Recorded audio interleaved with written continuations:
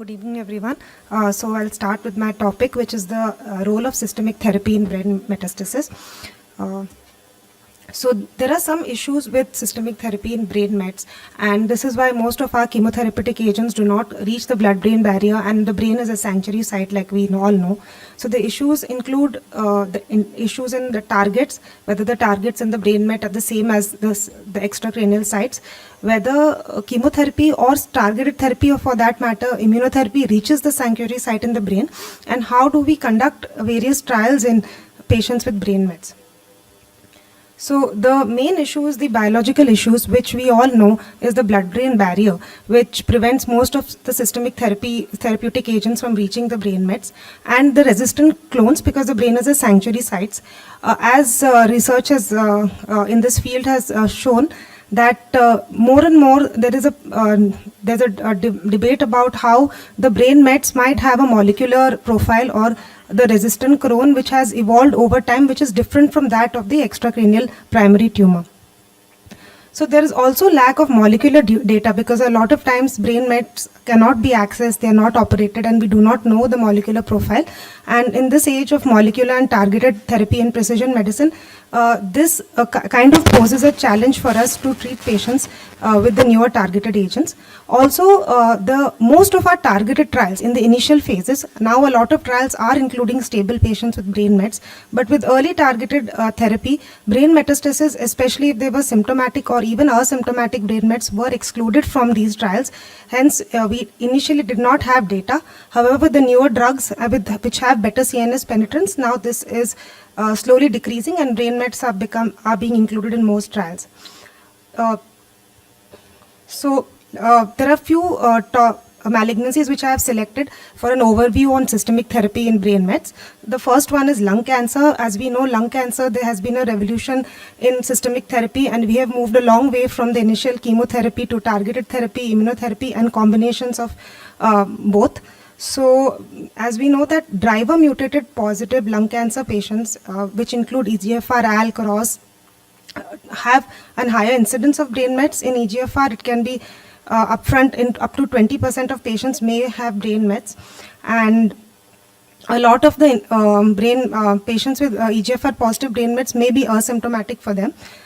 So these were the older studies which were non-driver mutation enriched, and they show the results with TKIs and various therapies in patients who had brain metastasis. And you can see with the intracranial response rates are not reported in most, and in they are variable, varying from 86% in this study with erlotinib to 27%. However, as we know, first and second generation TKI do not have very good CNS activity compared to the newer generations of tyrosine kinase inhibitors. So this is a table which shows the efficacy of various TKIs in EGFR positive lung cancer, where erlotinib and geftinib are the first line drugs, dacometinib and afatinib are the second line drugs, and osimertinib is the third line EGFR TKI. And as you can see here is the CNS penetration AUC ratio, which basically shows the concentration of the drug in the CSF with respect to plasma as a comparison. And you can see that the concentrations for erlotinib, geftinib, afatinib is very low. That means the penetration of the drug is poor into the CNS, whereas for osimertinib it is significantly higher, where the brain to plasma AUC is 2 times. There is no data available for dacometinib because the study Archer excluded patients with brain mets, so there is limited evidence on the efficacy of dacometinib in brain metastasis. So just to compare on what data we have with EGFR TKIs in brain metastasis, like I discussed before, most of the early studies with first and second generation excluded brain mets. There are few which included asymptomatic brain mets, but now with the third generation TKIs and even studies which have combined TKIs with another agent like chemotherapy or anti-VEGF agents, neurologically stable brain mets were included in the study. And for CNS activity, we know that the third generation TKI has the most CNS activity, where osimertinib in the initial FLORA study showed brain mets progression of CNS progression of 6% versus 15% in the comparator TKI. We know that the first and second generation activity for CNS mets is poor. The combinations of TKI with chemotherapy and anti-VEGF agents, the data for the activity in the CNS is not well established. it has not been reported well for the combination of TKI with anti-VEGF agents. So with that, we move to osimertinib. Osimertinib is a third generation anti-EGFR drug which has efficacy, the most potent available EGFR TKI for CNS metastasis. And this was the FLORA study. This was a study conducted in treatment naive, newly diagnosed patients with EGFR mutations in exon 19 or exon 21. And as you can see here, these are two groups. That is, one, patients who had known CNS mets when they were included, and the ones who did not have known CNS mets. The ones with known CNS mets was a smaller cohort of patients. But in all these four, that is this group and this group with both arms, you can see that osimertinib had better control and as compared to the standard TKI, which was erlotinib or geftinib. So here there was 19% of patients who ultimately had CNS progression, and nearly half, that is 43%, had with standard TKI. And in patients who also did not have known CNS mets, overall you can see that the incidence in both arms is very low, which means osimertinib has significant activity and CNS progression incidence is low, as well as the patients who received osimertinib had CNS progression that was only 3%. And you can also see that if you look at osimertinib in the second line, so this was a study that came before the FLORA study, and here you look at patients who had CNS mets, whom we know generally historically would do poorly. They had a doubling of their progression-free survival as compared to the ones who received chemotherapy with the use of osimertinib. And in this is the full analysis set of all patients they analyzed for CNS activity, and you can see chemotherapy has poor CNS penetrance, and hence patients do poorly with CNS mets. And here the median PFS was 5 months, and here with osimertinib it was 11 months in a subgroup which is supposed to be the worst in lung cancer with brain mets. These are the Kaplan-Meier curves showing the same, the CNS progression-free survival. The line in blue is the patients who received osimertinib, and this is the ones who received chemotherapy. This is in the second line setting, and you can see that there was almost a 70% reduction in the progression-free survival in progression in patients who received osimertinib as compared to pemetrexed and platinum. So this is the subgroup analysis, and this shows that CNS mets had a significant benefit with the addition of osimertinib as compared to those without mets. And osimertinib is now established as the drug of choice for patients who have CNS metastasis. This is a slide on the effect of combination of TKIs with other agents. So this was a study from our institute where we combined geftinib with chemotherapy, and we found that the PFS was doubled in patients who received the combination as compared to geftinib alone. And this making it a good alternative for patients who had no access to osimertinib.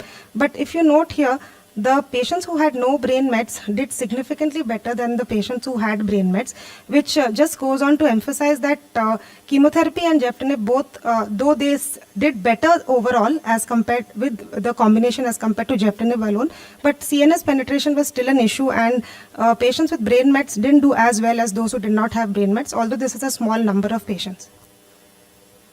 So there are newer anti-EGFR agents coming up, which are not only targeting newer mutations that develop and also have significant improvements in CNS penetration.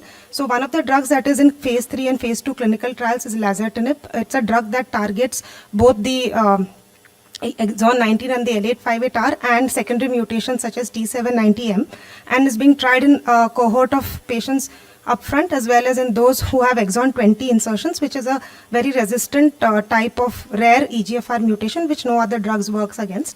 And if you look at lazertinib, it has a very high blood-brain barrier permeability. So in animal studies, what they saw was that at equimolar concentrations of lazertinib as compared to osimertinib, the tumor regression was much better in lazertinib, and the area under AUC curves for intracranial tumor in comparison with brain was 7 and 7.9.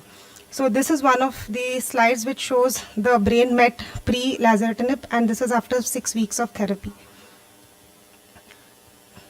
So lazertinib is in trials. This is the early results of the phase 1 study which is out. But this study didn't look at long-term progression-free survival or CNS PFS because it is a phase 1 study and was mainly for safety and dose finding. But it's important to note that 1/3 of the patients had brain mets and were included in the study. So there are the ALK positive lung cancer is another group that is known to have brain mets with a high incidence. And crizotinib, which is the first generation ALK inhibitor, does not have very great CNS penetration activity, but subsequently the second generation and the third generation ALK inhibitors have good CNS penetrance. And as it was discussed earlier, that the long-term survival with patients with alectinib goes above the median survival above 5 years. So we'll go through the various ALK inhibitors which have CNS activities and the benefit with the use of these drugs. So ceritinib has an intracranial response rate in comparison to chemotherapy that was studied in the ASCENT-4 trial, which was in the first line setting, and the intracranial response rate was 73% in these 44 patients who had baseline mets. And the progression-free survival was improved by 4 months in these patients. However, ceritinib, the penetrance into the CNS is considered to be less than the more effective drugs, that is brigatinib, alectinib, and lorlatinib, which we'll see subsequently. So alectinib is the third generation ALK inhibitor, which is has the best CNS, CNS penetrance as compared to crizotinib and ceritinib, and this was compared in the GALX and the ALEX trials. And if you can see, there has been almost a 30% improvement in the intracranial response rates in patients who had measurable brain mets. And the duration was more than 3 times. So patients who had received crizotinib had a duration of intracranial response of 5.5 months, whereas it was 17.3 months for those who received alectinib. Similarly, brigatinib also showed similar responses, where patients with the baseline met had around 3 times better intracranial response rates as compared to crizotinib alone, and also improved the PFS. And you can see that the patients, only 9% had intracranial disease progression, while it was double with crizotinib. And lorlatinib is the next third generation ALK inhibitor, which was compared to crizotinib in the CROWN study. And you can again see that it's almost 3 times that of crizotinib. So in summary, the third generation ALK inhibitors have intracranial responses which are up to 2 to 3 times of that with crizotinib, and nearly double intracranial progression-free survivals and longer duration of responses. And this was the intracranial time to progression which was seen with lorlatinib. So if you can see, there were only 3 patients in the lorlatinib arm who had an intracranial progression, that is only 3 events which were seen. Whereas in the crizotinib arm, 45 patients, that is 9 times more patients had intracranial progression with crizotinib, and there was a significant difference. So the use of these newer drugs significantly improve the control or prevent new brain mets from appearing. So similarly, this is a subgroup analysis which shows the benefit of lorlatinib in patients with brain mets as compared to those who have no brain mets. So what happens once you fail first line of therapy? So ALK inhibitors in the first line commonly used were crizotinib and ceritinib before the newer drugs were available. So this is in the second line therapy after either failure of chemotherapy or crizotinib. And all these 3 drugs have shown benefit. Here you can see that alectinib has a better overall objective response rate, that is around 54% had responses. Similarly, in the ALTA-1 phase 2 trial, 50% of patients in the 90 mg dose and 67% with the 180 mg dose had intracranial responses, and they were durable, lasting from 9 to 16 months. And with lorlatinib in comparison with crizotinib, the intracranial response rates were 2/3, that is 63%, lasting for more than 14 months. These are, considering that these are all second line trials when patients who have progressed on either 1 or more lines of therapy and with brain mets, which is an exceptionally poor a cohort with poor outcomes. Response durations of 14 months or 16 months is a significant improvement as to what it was previously when these drugs were not available. So in conclusion, what do we infer from all the data that is available in driver mutation positive non-small cell cancer? in patients who have asymptomatic brain mets, it would be better to treat them with TKIs, preferably the new generation TKIs, that is third generation EGFR inhibitors or a third generation ALK inhibitor if the patient has access. If it is a patient is symptomatic, then TKI and local therapy based on, after individualizing based on the patient's symptom burden, size of mets and other factors. In the recurrent setting, again, if the patient has brain-only progression, or even for that matter, brain with extracranial progression, if there would be a TKI with the good CNS activity, we would prefer to use that over chemotherapy. And if the patient is symptomatic and needs local therapy, then we would refer them for local therapy. Patients who are driver mutation negative with symptomatic or asymptomatic brain mets, we have no targeted therapy, then we would go on to systemic therapy with chemotherapy or immunotherapy with local therapy. So the next thing that I would focus on would be brain mets from melanoma. So melanoma, as we know, has gone from interleukin in the historical context to newer targeted drugs now. I just wanted to highlight that a lot of the brain met studies in melanoma include immunotherapy, which has been studied, like ipilimumab, which is a CTLA-4 inhibitor. And there has been improvements in intracranial control in brain mets in this setting. So these are some of the studies which studied brain mets in melanoma, where agents such as fortemastine, temozolomide, ipilimumab, and BRAF inhibitors like dabrafenib, vemurafenib have been used. This is not an updated slide, but there have been more studies where dabrafenib with a MEK inhibitor, that is tremetinib, has been used. Vemurafenib has been used with cobimetinib, and both these drugs have been combined with immunotherapy, that is atezolizumab, and outcomes are better in combination therapy as compared to these single drugs. So these were one of the earlier studies where a phase 2 study which assessed the objective intracranial response rates with dabrafenib in patients with BRAF V600E mutation melanoma. And subsequent studies such as the COMBI-MB also established the role of inhibiting BRAF in melanoma. Also, there has been a combination of vemurafenib with cobimetinib, to which atezolizumab has been added, and it has been noted that the addition of atezolizumab improved the progression-free survival, but the data for the intracranial progression-free survival and brain met CNS control is still awaited. Combination of immunotherapy drugs. So ipilimumab as a single agent in the study which was shown in the table before had a response rate of about 24%. But in the Checkmate 204 study, where Nivo and Ipi were combined, the intracranial response rates went up to 54%, with 33% having complete responses and 21% having partial responses. And similarly, there's another study where there's a combination of fortemastine with ipilimumab, which is ongoing right now. And the preliminary results show that around 25% of patients who received the combination with ipilimumab had CR in the brain mets, with another 25% having a partial response. So this is an algorithm for how do you approach a brain mets in patients with melanoma. So there are two main factors that we need to consider. One is the size and the symptomatic, whether the patient is symptomatic or not. If the brain mets are small and the patient has minimal or no symptoms, then you would probably select this patient for systemic therapy alone, which has an intracranial efficacy. Whereas there are large or symptomatic brain mets, then the patient could be referred for radiation or surgery based on the other factors. So the main thing that you would assess if the patient you're considering for systemic therapy would be what the patient has received in previous therapy, if the patient has received immunotherapy, BRAF inhibitors, and the molecular testing. So we would look at the BRAF V600E status, and the options for patients who are positive would include dabrafenib with tremetinib, as well as nivolumab and ipilimumab. Both are options. And for those who are negative, immunotherapy, that is a combination of nivolumab with ipilimumab, is a preferred option. Single agent immunotherapy options are also an option in patients who have brain mets in melanoma who have BRAF V600E negative. On progression, if either of these drugs are not used in the previous setting, then we can go on with either BRAF inhibitors or immunotherapy based on what was used previously. So we move on to some unanswered questions in brain mets in patients from solid tumors. So there are some questions which we don't have answers to yet.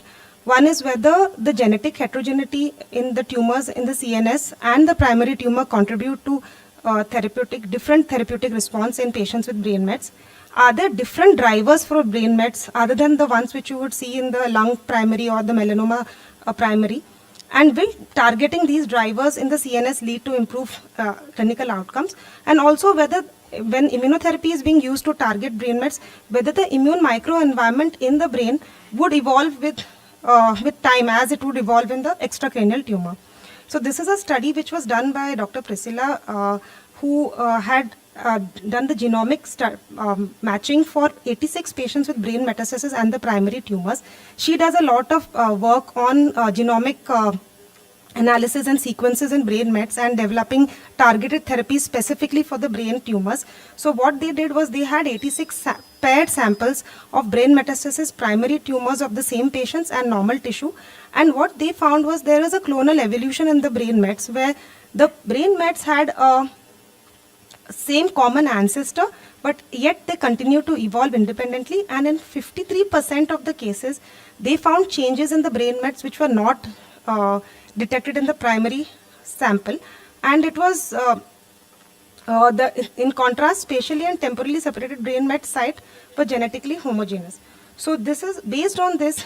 She has this is the phylogenetic tree which shows she has shown four cases here, 2 of clear cell renal cell carcinoma and 2 of HER2 positive breast cancer, where initially they had a different mutation profile, and as the brain mets evolved over time, here a time period of 5 years, here a time period of 1 year, and here a time period of 4 years, they developed subsequent additional mets which were different from the initial mets.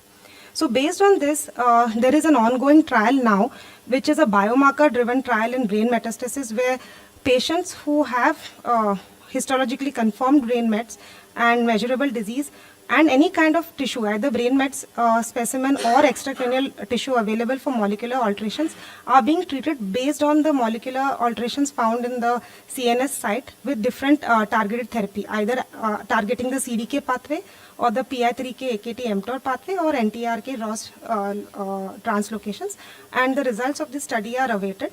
So the next point that I want to discuss is drug delivery to brain metastasis. So disruption of the blood-brain barrier is one of the approaches that is used to improve drug delivery to brain mets, because we know that blood-brain barrier prevents chemotherapy and a significant number of targeted agents from reaching the metastasis.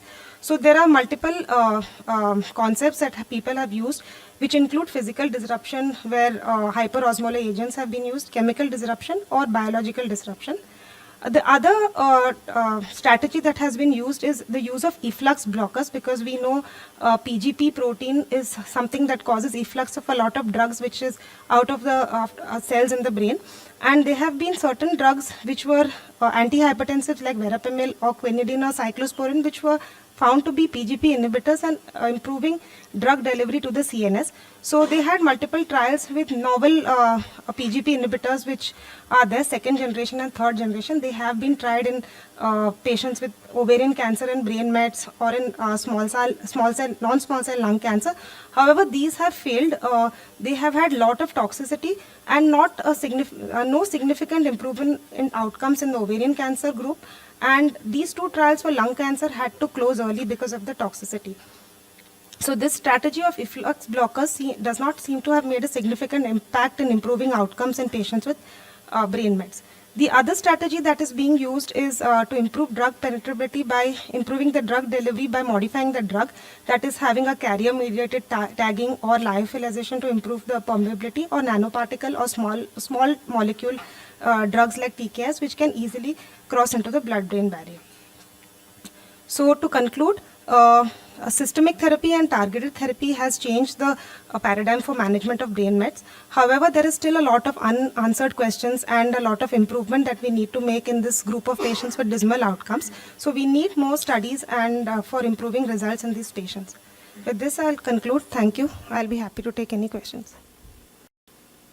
Good evening, sir. Good evening, ma'am. So my question is, do we need to treat each and every patient with brain metastasis? Say if the patient is completely asymptomatic and it is found on routine evaluation only, do we still need to treat that brain metastasis? Because sometimes in systemic metastasis at other sites, we simply observe the patient if the patient is asymptomatic. So brain metastasis, it depends on the site and also the fitness, but we all know that brain metastasis untreated is going to progress and it will lead to a significant deterioration in the patient's health.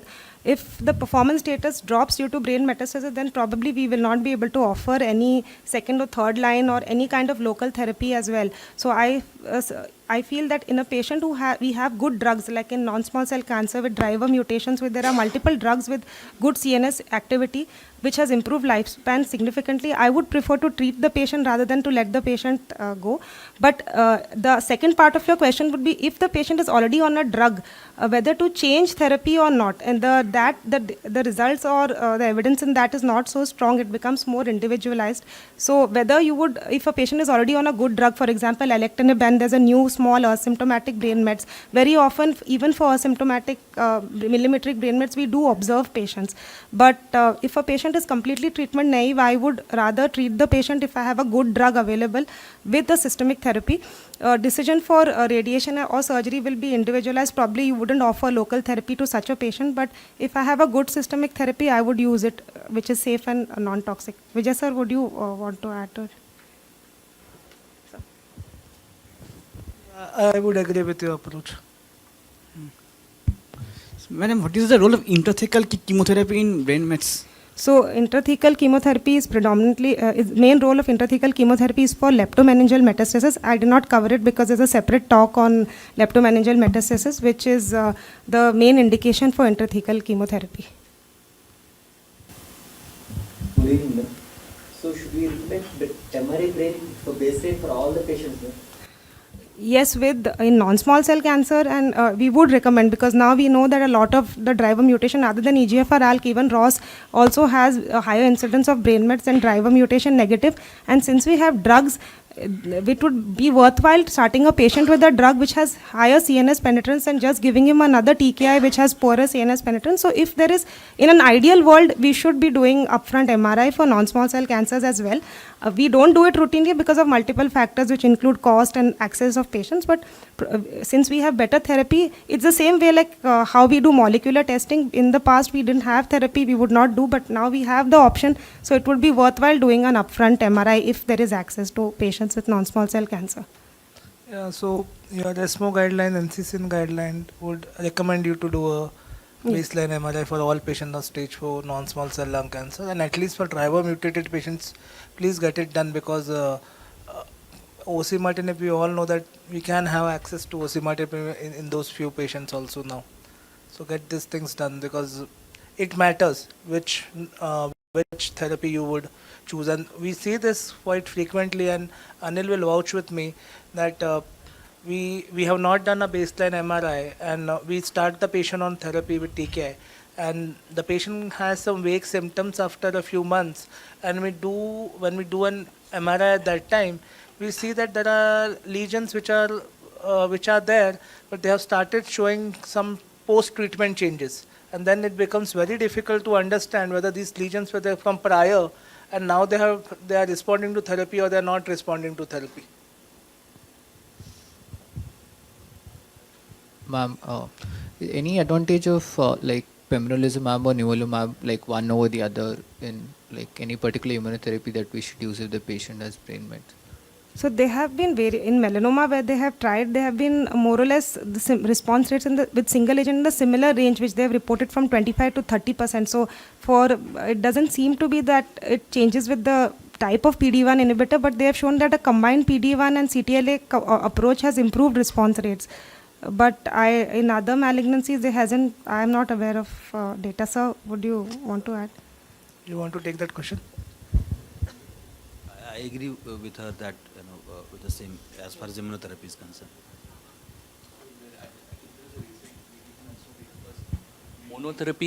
Isolated monotherapy in a brain mets is really not that useful. I mean, people have tried EP-Nevo, especially all these things have come largely from the data from RCC. It is not. So people are trying.